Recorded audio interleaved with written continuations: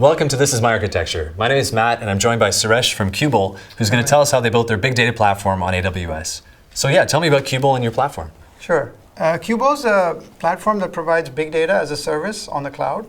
And we've got two major components in our architecture. There's the control tier that we manage within our own AWS accounts. Okay. And all of the data processing that we do happens within the customer accounts.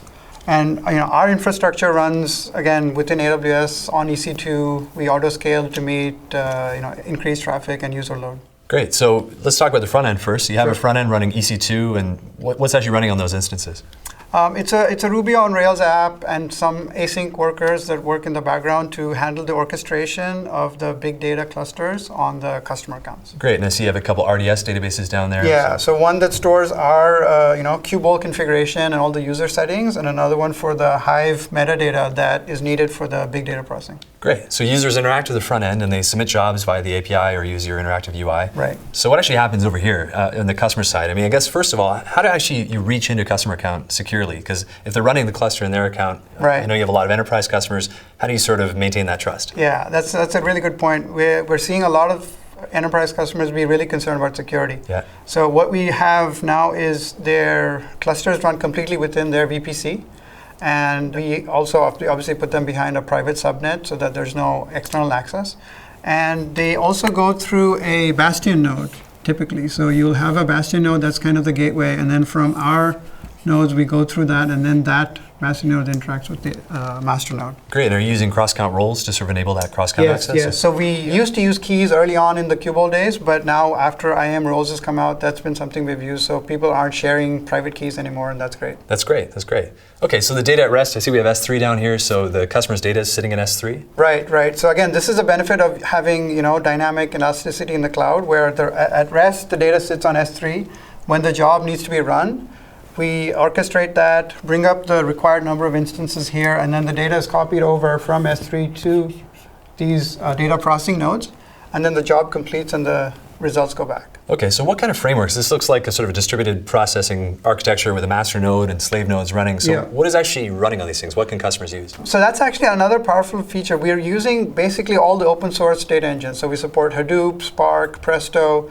But what we've done is enhance those engines so that we take advantage of the power of the cloud, right? So when a customer sets up their jobs, they specify a minimum and a maximum size for the cluster. And then based on the workload and the data that's being processed for that job, we auto-scale the cluster automatically. And that whole orchestration of setting up the clusters, monitoring the progress, sending the results back is all handled by Qubole. So that's sort of the magic of Qubole. That's right. What about the clusters themselves? They're EC2 instances, obviously, but are you using the same instance type, instance size in the cluster? Is it homogeneous? In general, yes, that's the case, but we've recently added a feature where customers can leverage heterogeneous cluster types. Oh, cool. What used to happen is, we have very large customers doing extremely large data processing, and they would run into instance limits where they wouldn't be able to get the desired number of instances. Like how large is large? Like, what's a big cluster for you? It's hundreds, maybe thousands of nodes, petabytes of data being processed. Wow.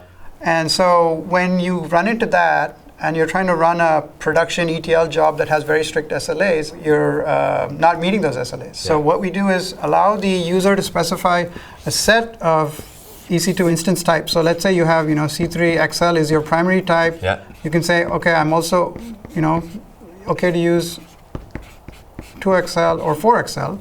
Qubole determines that the job requires 100 XL nodes, and we don't have that much capacity, and we get only 20 of those. Yeah. So instead of running the job on 20 nodes and extending the SLA, what we do is for the remaining 80, we would go out and provision 40 of the 2XLs, right? So the normalized capacity is maintained. Because they scale kind of linearly from a performance perspective. Exactly, okay. Exactly. And the SLA still gets met because you've got a combined capacity of the 100 nodes that you needed.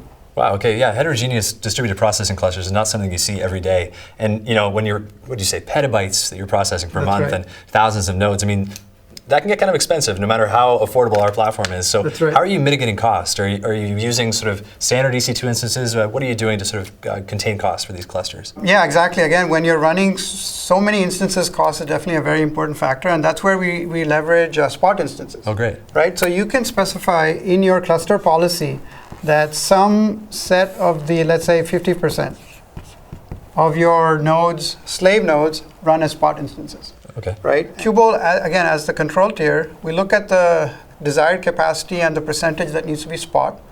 We leverage the Spot Fleet APIs that AWS provides. Nice. Right? And then we're able to make a request and bid for that. The other nice thing is with the Spot Fleet, if we have any instances that get terminated, it automatically gets added back in. Great, and you're only at like 50%, so you're not going to have any data loss associated with it because you can have some core nodes that are running either reserved instances or standard instances. Yes, exactly.